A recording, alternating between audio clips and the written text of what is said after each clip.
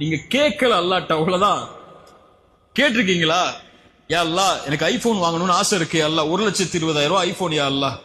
எத்தனை பேங்கா இறஞ்சு அந்த போன் வாங்குற சென்டருக்கு போனீங்கன்னா 4 பேர் உட்கார்ந்து இருப்பான் கடன் கொடுக்கறதுக்கு. அவன்கிட்ட போய் எனக்கு கிடைக்குமா, என் அக்கௌண்ட்டுக்கு என் பேலன்ஸுக்கு கிடைக்குமா, என் பேலன்ஸுக்கு கிடைக்குமான்னு கேட்டீங்கல்ல. ஒரு முறை ஃபஜ்ருக்கு முன்னாடி ஒரு 10 நிமிஷம் முன்னாடி எழுந்து தஹஜ்ஜத் தொழுது சுஜூது செஞ்சு, யா அல்லாஹ் எனக்கு இந்த போன் வாங்கணும்னு ஆசை யா அல்லாஹ், காசு இல்ல, அந்த போன் மேல எனக்கு ஒரு விருப்பம் இருக்கு, எனக்கு வாங்கி கூடிய அல்லான்னு கேட்டிருக்கீங்களா? முதல்ல அவன் 6 கேள்வி கேட்பான். அவன்கிட்ட போய் கேட்கறதுக்கு முன்னாடி ரப்பிட்ட போய் ஒரு வார்த்தை கேட்டிருந்தால், وَإِذَا سَأَلَكَ عِبَادِي عَنِّي فَإِنِّي قَرِيبٌ أُجِيبُ الدَّعْوَةَ الدَّاعِ إِذَا دَعَانِ, அழைப்பவர் அழைத்தால் பதில் கொடுக்கிறேன்.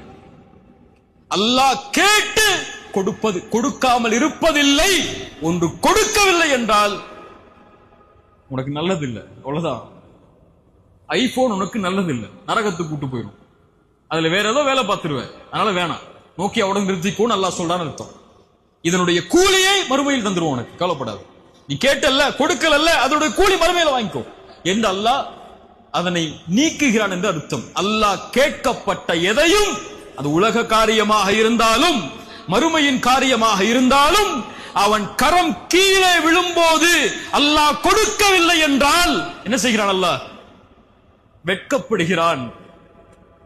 அல்லாஹ் வெட்கப்படுகிறான். அல்லாஹு அக்பர், அல்லாஹு அக்பர். இந்த ரப்பிடத்தில் கேட்டீர்களா? யா அல்லாஹ் எனக்கு பில்லியனர் ஆகணும், யா அல்லாஹ் மில்லியனர் ஆகணும், யா அல்லாஹ் ஹலாலான முறையில சம்பாதிச்சு எப்படியாவது அந்த இடத்துக்கு போகணும்னு ஆசைப்படுற, யா அல்லாஹ் ஒரு வழியை திறந்து வை யா அல்லாஹ்னு கேட்டிருக்கீங்களா? நீங்கள் கேட்டால் அல்லாஹ் கொடுப்பான். நீங்க கேட்கல, நீங்க உங்க எண்ணத்தை விசாலமாக்கல. என்னால எப்படி முடியும்னு நினைக்கிறீங்க? ஒரு முஃமின் எப்படி என்ன முடியும்? அல்லாஹ்வுடைய கஜானாவை அறிந்தவன், அல்லாஹ்வை அறிந்தவன், தட்டினால் திறக்கப்படும் என்று அல்லாஹ்வின் நம்பிக்கை அறிந்தவன் எப்படி விட முடியும்?